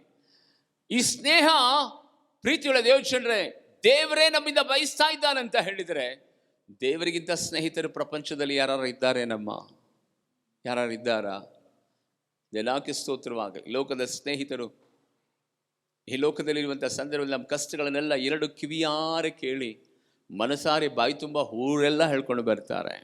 ಆದರೆ ನಿನ್ನ ಕಷ್ಟ, ನಿನ್ನ ವೇದನೆ, ನಿನಗಿರುವಂಥ ದುಃಖ, ಅದಕ್ಕೆ ಬೇಕಾದಂಥ ಪರಿಹಾರವನ್ನು ಕೊಟ್ಟು ಅದಕ್ಕೆ ಬೇಕಾದಂಥ ಪರಿಶುದ್ಧವಾದಂಥ ಮಾರ್ಗಗಳನ್ನು ತೋರಿಸುವಂಥ ನಿಜವಾದಂಥ ಆಪ್ತ ಮಿತ್ರ ಯೇಸು ಕ್ರಿಸ್ತನಾಗಿದ್ದಾನೆ. ಹಲ್ಲೆಲೂಯ. ಆ ಆಪ್ತ ಮಿತ್ರನ ಸ್ನೇಹ ಯೋಸೇಫನು ಮಾಡಿದ್ದರಿಂದಲೇ ದೇವರಿಗೆ ಸ್ತೋತ್ರವಾಗಲಿ, ಅಷ್ಟು ಸಮೃದ್ಧಿಯಾಗಿ ಆತನು ಬೆಳೆದನು, ಅಷ್ಟು ಸಮೃದ್ಧಿಯಾಗಿ ದೇಶದ ಮೇಲೆಗಳನ್ನು ಅನುಭವಿಸಿದನು. ದೇವರಿಗೆ ಸ್ತೋತ್ರವಾಗಲಿ. ಒಂಟಿ ಎಂಬುದಾಗಿ ಆತನು ಅಂದ್ಕೊಳ್ಳಲಿಲ್ಲ. ದೇವರಿಗೆ ಸ್ತೋತ್ರ. 12 ಅಣ್ಣ ತಮ್ಮಂದಿರಿಗೂ, ಅವರ ಹೆಂಡತಿಗೂ, ಅವರ ಮಕ್ಕಳಿಗೂ, ಅವರ ಮೊಮ್ಮಕ್ಕಳಿಗೂ, ಅವರ ತಲೆಮಾರುಗಳಿಗೂ ಯಾರು ಆತನನ್ನು ಹಿಂಸೆ ಪಡಿಸಿದ್ರು ಅವ್ರಿಗೆ ಕರೆದು ಊಟ ಹಾಕಿ ಸಮೃದ್ಧಿಯಾಗಿ ಅವರನ್ನು ಆಶೀರ್ವಾದ ಮಾಡುವ ಹಾಗೆ ದೇವರು ಆತನಿಗೆ ಕೃಪೆ ತೋರಿಸ್ತಾನೆ. Hallelujah, hallelujah. ಅವನು ಮನಸ್ಸಿನಲ್ಲಿ ಸದಾ ಯಾರ ಬಗ್ಗೆ ಕಹಿತನ ಇಟ್ಕೊಂಡಿರಲಿಲ್ಲ, ಯಾರ ಬಗ್ಗೆ ಸದಾ ಕೆಟ್ಟ ಯೋಚನೆಗಳನ್ನು ಮಾಡ್ತಾ ಇರಲಿಲ್ಲ. ದೇವರ ಮಕ್ಕಳಾಗಿರುವಂಥ ನನ್ನ ನಿನ್ನ ಬದುಕಿನಲ್ಲಿ ಪ್ರೀತಿಯುಳ್ಳ ದೇವಚಂದ್ರೆ, ಪಾಪ ನಮ್ಮನ್ನು ದೇವರಿಂದ ದೂರ ಮಾಡುತ್ತದೆ. ಆದರೆ ದೇವರ ಒಟ್ಟಿಗೆ ನಾವು ಇರುವಂಥ ಸಂದರ್ಭದಲ್ಲಿ ಉನ್ನತವಾದ ಸ್ಥಳಕ್ಕೆ ದೇವರು ನಮ್ಮನ್ನು ಕರ್ಕೊಂಡು ಹೋಗುವಂಥವನಾಗಿದ್ದಾನೆ. ಎಲ್ಲಿ ತನಕ ನಹೋಮಿ ತಾಯಿ, ದೇವರಿಗೆ ಸ್ತೋತ್ರವಾಗಲಿ, ಮೋವಾಬ್ ದೇಶದಲ್ಲಿ ಅವಳು ಬದುಕಿದಳೋ ಅಲ್ಲಿ ತನಕ ಎಲ್ಲವನ್ನು ಕಳ್ಕೊಳ್ತಾಳೆ. ಗಂಡನನ್ನು ಕಳ್ಕೊಳ್ತಾಳೆ, ಮಕ್ಕಳನ್ನು ಕಳ್ಕೊಳ್ತಾಳೆ. ತನ್ನ ಯೌವನ ಕಾಲದಲ್ಲಿ ದೇವರಿಗೆ ಸ್ತೋತ್ರವಾಗಲಿ, ದೂರದ ಬೆಟ್ಟ ಕಣ್ಣಿಗೆ ನುಣ್ಣಗೆ ಎಂಬುದಾಗಿ, ಸ್ವಲ್ಪ ಬರಗಾಲ ಇದೆ ಎಂಬುದಾಗಿ ನೆನೆಸಿ, ಬೆತ್ಲೆಹೇಮ್ ಅಂದರೆ ದೇವರ ಮನೆ, ಅಂದರೆ ದೇವರ ರೊಟ್ಟಿ ಮನೆ ಎಂಬುದಾಗಿ ಕರೆಯಲ್ಪಡುವಂಥ, ದೇವರು ವಾಸ ಮಾಡುವಂಥ ಪರಿಶುದ್ಧವಾದಂಥ ಸ್ಥಳ, ಸ್ವಲ್ಪ ದಿನ ಬರಗಾಲ ಬಂತು ಅಂತ ಹೇಳಿ ಆ ನವೋಮಿ ಮೋವಾಬ್ ದೇಶಕ್ಕೆ, ಅಲ್ಲಿ ನೋಡಿ ಎಷ್ಟು ಹಚ್ಚ ಹಸಿರಾಗಿದೆ, ಅಲ್ಲಿ ಸಮೃದ್ಧಿ ಇದೆ, ಅಲ್ಲಿ ಮಳೆ ಇದೆ, ಅಲ್ಲಿ ಸುಖವಾಗಿ ಬದುಕೋಣ ಎಂಬುದಾಗಿ ಹೋದ್ಲು. ಅಲ್ಲಿ ಸುಖ ಕಾಣಲಿಲ್ಲ.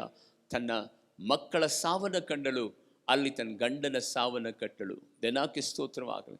ನಿನ್ನ ಆಧ್ಯಾತ್ಮಿಕತೆ ಬದುಕಿನಲ್ಲಿ ಈ ವೇಳೆ ಒಂದು ವೇಳೆ ದೇವರಿಗೆ ಸ್ತೋತ್ರವಾಗಲಿ, ಈ ಸಭೆಯ ವಿಷಯದಲ್ಲಿ ನಿನಗೆ ಅಯ್ಯೋ ಏನಪ್ಪ ಇಲ್ಲಿ ಜನ ಬರ್ತಾ ಇಲ್ಲ, ಏನಪ್ಪ ಈ ರೀತಿಯಾದಂಥ ಒಂದು ಪರಿಸ್ಥಿತಿ, ನಿನ್ನ ಬದುಕಿನಲ್ಲಿ ಒಂದು ಪ್ರಶ್ನೆ ನಿನಗೆ ಕೇಳ್ತೇನೆ. ದೇವರಿಗೆ ಸ್ತೋತ್ರವಾಗಲಿ. ತುಂಬಾ ಜನ ಹೇಳಿದ್ದಾರೆ ನನಗೆ, ಒಬ್ಬರಿಬ್ಬರಲ್ಲ, ದೇವರಿಗೆ ಸ್ತೋತ್ರವಾಗಲಿ. ತುಂಬಾ ಜನ ಹೇಳಿದ್ದಾರೆ. ಏನಂತ ಹೇಳಿದ್ದಾರೆ ಗೊತ್ತಾ? ಅಣ್ಣ, ಆ ಸಭೆ ಬಿಟ್ಟು ಹೋದವ್ರ ಗತಿ ನಾನು ನೋಡಿದ್ರೆ ಅಯ್ಯೋ ಅನಿಸುತ್ತೆ. ಅವ್ರು ಪಡ್ತಿರೋ ಕಷ್ಟ ಈ ಪ್ರಪಂಚದಲ್ಲಿ ಯಾರಿಗೂ ಬೇಡ ಅಣ್ಣ. ಅಷ್ಟು ಯಾತನೆ ಅನುಭವಿಸ್ತಾರೆ, ಅಷ್ಟು ಯಾತನೆ ಅನುಭವಿಸ್ತಾರೆ. ಅವ್ರಿಗೆ ನಾನು ರಿಕ್ವೆಸ್ಟ್ ಮಾಡಿ ಹೇಳ್ತೇನೆ, ಅವರು ಸದಾ ನನ್ನ ಮಕ್ಕಳೇ ಆಗಿದ್ದಾರೆ. ಅವರು ಯಾತನೆ ಅನುಭವಿಸಬಾರ್ದು, ಅವ್ರು ಯಾತನೆ ಅನುಭವಿಸಬಾರ್ದು. ಗೊತ್ತೋ ಗೊತ್ತಿಲ್ಲದ ರೀತಿಯಲ್ಲಿಯೋ ತಂದೆ ಮನೆಯನ್ನು ಒಂದು ವೇಳೆ ಅವರು ಬಿಟ್ಟು ಹೋಗಿರಬಹುದು. ಆದರೆ ತಂದೆಯಾಗಿರುವಂಥ ನಾನು ಯಾವಾಗಲೂ ಅವರಿಗೆ ಆಶೀರ್ವಾದ ಮಾಡುತ್ತಲೇ ಇರಬೇಕು. Hallelujah, hallelujah. ದೇವರಿಗೆ ಸ್ತೋತ್ರವಾಗಲಿ. ಸ್ವಲ್ಪ ಏರುಪೇರುಗಳಾದಂಥ ಕ್ಷಣದಲ್ಲಿ ನಾವೇನು ಮಾಡ್ತೇವೆ ಗೊತ್ತಾ? ಸ್ಥಳವನ್ನು ಬಿಟ್ಟು ಹೋಗುತ್ತೇವೆ. ಹೋದ ನಂತರ ಎಲ್ಲಿಗೂ ಬರೋಕ್ಕಾಗಲ್ಲ, ಅಲ್ಲಿಯೂ ನಿಂತ್ಕೊಳ್ಳೋಕ್ಕಾಗಲ್ಲ. ಹೇಗಪ್ಪ ಮುಖ ತೋರಿಸೋದು, ಹೇಗಪ್ಪ ಪರಿಸ್ಥಿತಿ ಎಂಬುದಾಗಿ ನೆನೆಸುತ್ತಲೇ ಅಲ್ಲಿ ನೋಡುವಂಥ, ಅಲ್ಲಿ ಕೊಡುವಂಥ ಆ ಹಿಂಸೆಗಳನ್ನು ನೋಡುತ್ತಾ, ಅವರ ಜೀವಿತದಲ್ಲಿ ನಡೆಯುವಂಥ ಏರುಪೇರುಗಳನ್ನು ನೋಡುತ್ತಾ ತತ್ತರಿಸಿ ಹೋಗ್ಬಿಟ್ಟಿರ್ತಾರೆ. ಪ್ರೀತಿಯುಳ್ಳ ದೇವಚಂದ್ರೆ, ಸ್ವಲ್ಪ ಎಡವಟ್ಟು, ಸ್ವಲ್ಪ ಬರಗಾಲ ಆದ ತಕ್ಷಣ ಸ್ವಂತ ಮನೆಯನ್ನು ಬಿಟ್ಟು ಯಾರಾದರೂ ಹೋಗ್ತಾರೇನ್ರಿ? ಸ್ವಂತ ಮನೆಯಲ್ಲಿ ಸಿಗುವಂಥ ಗೌರವ, ಆದರಣೆ ಈ ಪ್ರಪಂಚದಲ್ಲಿ ನಾವು ಬೇರೆ ಮನೆಯಲ್ಲಿ ತೆಗೆದುಕೊಳ್ಳೋಕ್ಕಾಗತ್ತಾ? ಬೇರೆಯವರ ಮನೆಗೆ ಹೋಗಿ ನೀರು ಕೊಡಮ್ಮಂತ ಕೇಳಬೇಕು. ನಮ್ಮ ಮನೆಯಲ್ಲಾದರೆ ನಾವು ಯಾವ ಚಂಬಲ್ ಕುಡಿದ್ರು, ಯಾವ ಲೋಟದಲ್ಲಿ ಕುಡಿದ್ರು, ಎಲ್ಲಿ ನಡೆದ್ರು, ಎಲ್ಲಿ ಕೂತ್ಕೊಂಡ್ರು ನಂದು ಕೊಡೋ ಮನೆ ಅಂತೀವಿ. Hallelujah, hallelujah. ಆದರೆ ಈ ನಹೋಮಿ ಮಾಡಿದಂಥ ಒಂದು ಕೆಲಸ ಏನೋ ಗೊತ್ತಾ? ಇಲ್ಲಿ ಬರಗಾಲ ಇದೆ ಅಂತ ಮೋವಾಬ್ ದೇಶಕ್ಕೆ ಹೋದಳು. ಆದರೆ ದೇವರಿಗೆ ಸ್ತೋತ್ರವಾಗಲಿ, ಎಲ್ಲವನ್ನ ಕಳೆದುಕೊಳ್ತಾಳೆ. ಕೊನೆಯದಾಗಿ ಒಬ್ಬ ಸೊಸೆ ಮಾತ್ರ, ದೇವರಿಗೆ ಸ್ತೋತ್ರ, ರೂತಳು, ಅವಳಿಗೇನೋ ಗೌರವ ಕೊಟ್ಟು ಬರ್ತಾಳೆ. ಕೊನೆಯದಾಗಿ ಅವಳು ತೀರ್ಮಾನ ಮಾಡ್ತಾಳೆ, ನಾನು ಇಲ್ಲಿರೋದು ಬೇಕೇ ಆಗಿಲ್ಲ, ನಾನು ಬದುಕಿದ್ರು ಸತ್ರು, ಬರಗಾಲ ಇದ್ದರು, ಒಂದು ಮುಳ್ಳಿನ ಅನುಭವ ನನ್ನ ಜೀವಿತದಲ್ಲಿ ಇರುವುದಾದರೂ ನಾನು ತಿರುಗಿ ನನ್ನ ಮನೆಗೆ ಹೋಗುತ್ತೇನೆ ಎಂಬುದಾಗಿ. Hallelujah, hallelujah. ಅನ್ಯರ ದೇಶವನ್ನು ಬಿಟ್ಟಳು, ತಿರುಗಿ ಅವಳ ದೇಶಕ್ಕೆ ಅವಳು ಬರ್ತಾಳೆ. ಜನರನ್ನು ನೋಡುವಾಗ ಹೇಳ್ತಾಳೆ, ದೆನಾಕೆ ಸ್ತೋತ್ರವಾಗಲಿ, ನನಗೆ ನಹೋಮಿ ಅಂತ ಕರಿಬೇಡ್ರಿ, ನನಗೆ ಮಾರಾ ಅಂತ ಕರೀರಿ. ನನ್ನ ದೇವರು ಎಲ್ಲ ಕಹಿಯಾಗಿ ಮಾಡಿಬಿಟ್ಟಿದ್ದಾನೆ. ಪ್ರೀತಿಯುಳ್ಳ ದೇವಚಂದ್ರ, ದೇವರು ಯಾವತ್ತೂ ಸದಾ ಕಹಿಯಾಗಿ ಇಡೋದಿಲ್ಲ, ಕಹಿ ಜೀವಿತವನ್ನು ಕೊಡೋದಿಲ್ಲ.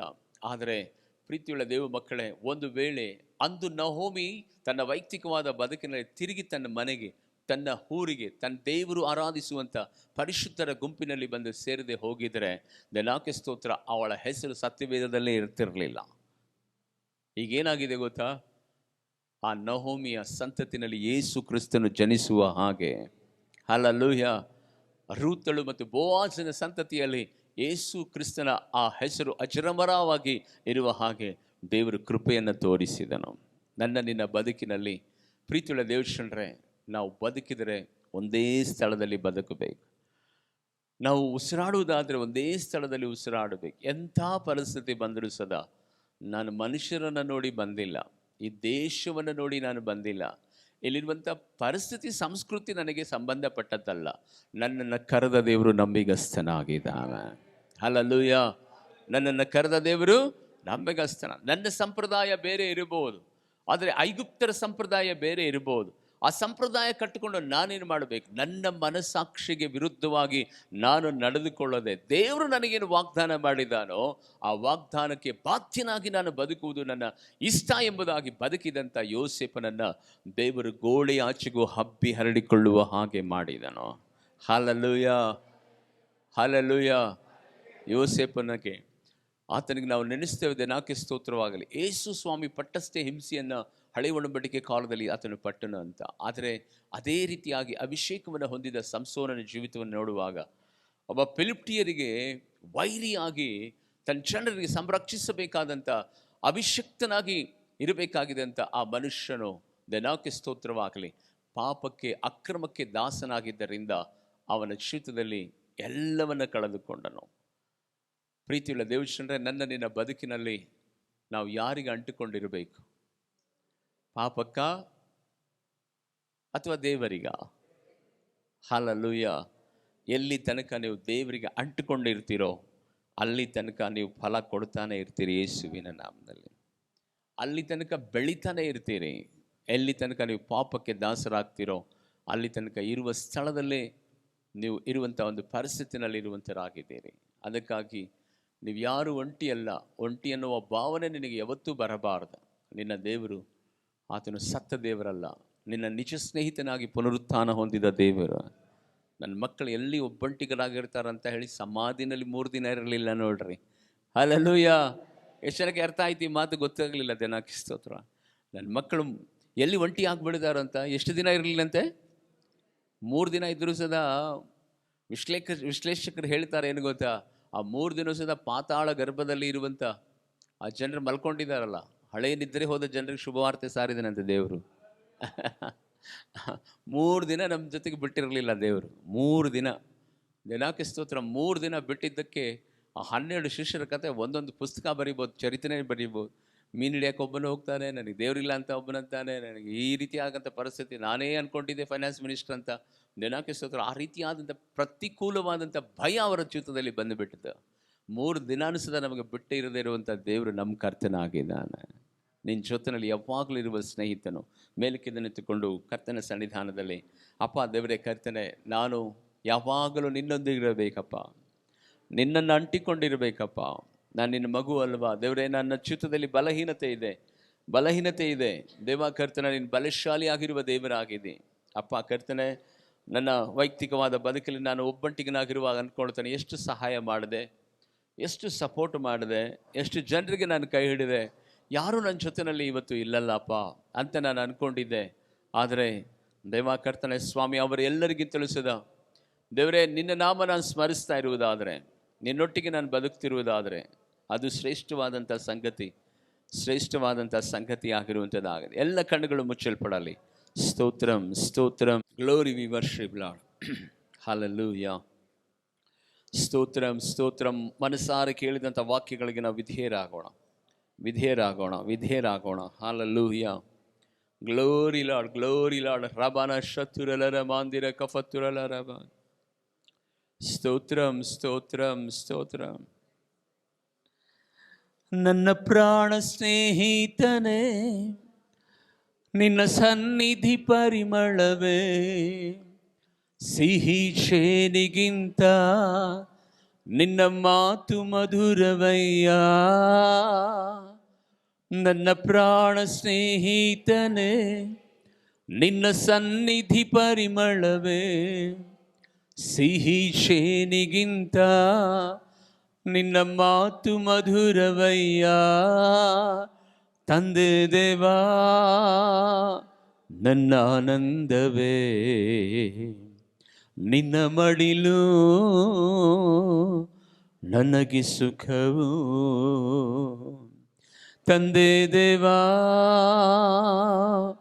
ನನ್ನ ಆನಂದವೇ, ನಿನ್ನ ಮಡಿಲು ನನಗೆ ಸುಖವು. ತಂದೆ ದೇವಾ, ತಂದೆ ದೇವಾ ನಿನ್ನ ಸರ್ವ ನೀನಯ್ಯ. ನೀನಿದ್ದರೆ ನನಗೆ ಸಾಕು. ತಂದೆ ದೇವಾ, ತಂದೆ ದೇವಾ ನನ್ನ ಸರ್ವ ನೀನಯ್ಯ. ನೀನಿದ್ದರೆ ನನಗೆ ಸಾಕು. ನೀನಿದ್ದರೆ ನನಗೆ ಸಾಕು. ಸಾಕು ದೇವ, ನನ್ನ ಬದುಕಿನಲ್ಲಿ ನೀನೊಬ್ಬನಿದ್ದರೆ ಸಾಕು. ನೀನಿದ್ದರೆ ನನಗೆಲ್ಲವೂ ಇದ್ದ ಹಾಗೆ. ನಿನ್ನಲ್ಲೇ ನನಗೆ ತೃಪ್ತಿ, ನಿನ್ನಲ್ಲೇ ನನಗೆ ಸಂತೋಷ, ನಿನ್ನ ಮಡಿಲೇ ನನಗೆ ಆಶ್ರಯ. ಅಪ್ಪ, ನಿನ್ನ ಎದೆಗೆ ಒರಗಿಕೊಂಡಿರುವುದೇ ನನ್ನ ವಿಶೇಷವಾದ ಪುಣ್ಯ ಸ್ವಾಮಿ. ಕರ್ತ ದೇವನೇ, ಎಷ್ಟೋ ಸಾರಿ ನಾನು ನಿನಗೆ ನೋಯಿಸಿಬಿಟ್ಟಿದ್ದೇನೆ. ಎಷ್ಟೋ ಸಾರಿ ವೈಯಕ್ತಿಕವಾಗಿ ದೇವರೇ ನಿನ್ನಿಂದ ನಾನು ದೂರ ಆಗಿದ್ದೇನೆ. ಎಷ್ಟೋ ಸಂದರ್ಭಗಳು ನನ್ನ ಬದುಕಿನಲ್ಲಿ ದೇವ ನನಗೆ ಗೊತ್ತಿಲ್ಲ ಅಂತ ವಿಧವಾದ ತಪ್ಪು ಪಾಪಗಳನ್ನು ಮಾಡಿಬಿಟ್ಟಿದ್ದೇನೆ. ನನ್ನನ್ನು ಕ್ಷಮಿಸು, ಈ ವೇಳೆಯಲ್ಲಿ ಕ್ಷಮಿಸು ಅಪ್ಪ. ನೀನು ಕ್ಷಮಿಸದೆ ಹೋದರೆ ನನ್ನ ದ್ರೋಹಗಳನ್ನು, ನನ್ನ ಪಾಪಗಳನ್ನು, ನನ್ನ ವೈಯಕ್ತಿಕವಾದಂಥ ಜೀವಿತದಲ್ಲಿ ಇರುವಂಥ ಎಲ್ಲ ವಿಧವಾದ ಕೆಟ್ಟತನವನ್ನು ಯಾರೂ ಸದಾ ತೊಳೆಯೋದಕ್ಕೆ ಆಗೋದಿಲ್ಲ ದೇವರೇ. ಕರ್ತನೆ, ನಿನಗೆ ಮಾತ್ರ ಕ್ಷಮಿಸುವುದಕ್ಕೆ ಅಧಿಕಾರ ಇದೆ. ಏಸಯ್ಯ ದೇವರೇ, ಕರ್ತನೆ, ನಾವು ಮತ್ತು ನಾನು ಮತ್ತು ನಾವುಗಳು ಎಲ್ಲೋ ಕರ್ತನೆ ಉನ್ನತವಾದ ಸ್ಥಿತಿನಲ್ಲಿ ಇರಬೇಕಾಗಿತ್ತು. ಆದರೆ ನಿನ್ನನ್ನು ಬಿಟ್ಟು ಎಲ್ಲವನ್ನು ಮಾಡಿಬಿಟ್ಟಿದ್ದೇವೆ. ನಿನ್ನಿಂದ ನಾವು ಎಷ್ಟೋ ದೂರದಲ್ಲಿದ್ದೇವೆ. ಒಂದು ಸಾರಿ ನಿನ್ನ ಕರಗಳು ನಮ್ಮನ್ನು ಸ್ಪರ್ಶ ಮಾಡಲಿ, ಸ್ಪರ್ಶ ಮಾಡಲಿ. ಹೃದಯಗಳನ್ನು ತೆರೆದು, ಹೃದಯಗಳನ್ನು ಹರಿದು, ಕಣ್ಣೀರಿನಿಂದ ಒಂದು ಸಾರಿ ಕೇಳ್ಕೊಳ್ಳೋಣ. ಏಸಪ್ಪ, ಏಸಪ್ಪ, ನಿನ್ನ ಒಂದು ಸ್ಪರ್ಶ ನನಗೆ ಸಾಕು ದೇವರೇ. ಒಂದೇ ಒಂದು ಸ್ಪರ್ಶ ದೇವರೇ. Touch me Lord. ದೇವರೇ, ನನ್ನನ್ನು ಮುಟ್ಟು ದೇವರೇ, ನನ್ನನ್ನು ಮುಟ್ಟು ಸ್ವಾಮಿ. Glory we worship Lord. ರಿಯಾನ ಶತುರಲರ ಮಾಂದಿರ ಕಫತುರಲರಬ. ದೇವರೇ ಕರ್ತನೆ, ಎಷ್ಟೋ ಸಾರಿ ನಾನು ಅಂದ್ಕೊಂಡಿರ್ತೇನೆ, ಎಷ್ಟೋ ಸಾರಿ ದೇವರೇ ಕರ್ತನೆ ಪ್ರಯತ್ನಿಸುತ್ತೇನೆ. ನಾನು ತಪ್ಪು ಮಾಡಬಾರ್ದು, ನಾನು ಪಾಪ ಮಾಡಬಾರ್ದು, ನಾನು ಕೋಪ ಮಾಡಬಾರ್ದು, ನಾನು ಯಾವ ಸಂದರ್ಭದಲ್ಲಿ ಸಹ ನೀನು ಬಿಟ್ಟು ಬದುಕಬಾರ್ದು ಎಂಬುದಾಗಿ. ಆದರೆ ಡ್ಯಾಡಿ ದೇವ ಕರ್ತನೆ ಸ್ವಾಮಿ, ಈ ಶರೀರ ನನಗೆ ವಿರೋಧವಾಗಿ ನಿಂತುಕೊಂಡಿದೆ, ಈ ಮನಸ್ಸು ನನಗೆ ವಿರೋಧವಾಗಿ ನಿಂತುಕೊಂಡಿದೆ. ನನ್ನ ಅಂತಿನಿಂದ್ರಿಯಗಳು ನನ್ನ ಮಾತನ್ನು ಕೇಳ್ತಾ ಇಲ್ಲ. ದೇವ, ಅಪೊಸ್ತಲ ಪೌಲನು ಹೇಳುವ ರೀತಿಯಲ್ಲಿ ಒಳ್ಳೆಯದು ಮಾಡಬೇಕೆಂಬುದಾಗಿ ನನಗೆ ಮನಸ್ಸು ಉಂಟು. ಆದರೆ ನನ್ನ ವೈಯಕ್ತಿಕವಾದ ದೇಹ, ಈ ಶರೀರ ಅದಕ್ಕೆ ಓಗೊಡುತ್ತಾ ಇಲ್ಲ ಎಂಬುದಾಗಿ ಹೇಳುವ ರೀತಿಯಲ್ಲಿ ಅಪ್ಪ, ನಾವು ಬಲಹೀನರು ದೇವರೇ. ನೀನು ಬಲಶಾಲಿಯಾಗಿರುವ ಕರ್ತನಾಗಿದೆ ಅಪ್ಪ. ದೇವರೇ, ನಾವು ಗೋಡೆ ಆಚೆಗೆ ಹಬ್ಬಿ ಹರಡಿಕೊಳ್ಳಬೇಕೆಂಬುದಾಗಿ ಯೋಸೇಫನಿಗೆ ಮಾತ್ರ ಅಲ್ಲ, ನಮಗೂ ಸದಾ ವಾಗ್ದಾನ ಮಾಡಿದ ದೇವರು ನೀನೆಲ್ಲವೂ ದೇವ. ಓ ಗ್ಲೋರಿ ಲಾರ್ಡ್. ರಬನ ಶತುರಲರ ಮಾಂದಿರ ಕಫತುರಲರಬ. ಸ್ತುತಿ ರಾಜ ಅಪ್ಪ. ದೇವರೇ ಕರ್ತನೆ, ಇನ್ನು ಮುಂದೆ ನಾವು ನಿನ್ನನ್ನು ಅಗಲಿ ಇರುವುದಿಲ್ಲ ದೇವರೇ, ನಿನ್ನನ್ನು ಬಿಟ್ಟು ಬದುಕೋದಿಲ್ಲ ದೇವರೇ. ನಾವು ಯಾರನ್ನು ದೃಷ್ಟಿಸಿ ನೋಡೋದಿಲ್ಲ. ನನ್ನ ಸ್ನೇಹಿತನೋ ನೀನು, ನನ್ನ ಸ್ನೇಹಿತನೋ ನೀನು. ತಂದೆ ದೇವಾ ನನ್ನಾನಂದವೇ ನಿನ್ನ ಮಡಿಲು, ನನಗೆ ಸುಖವು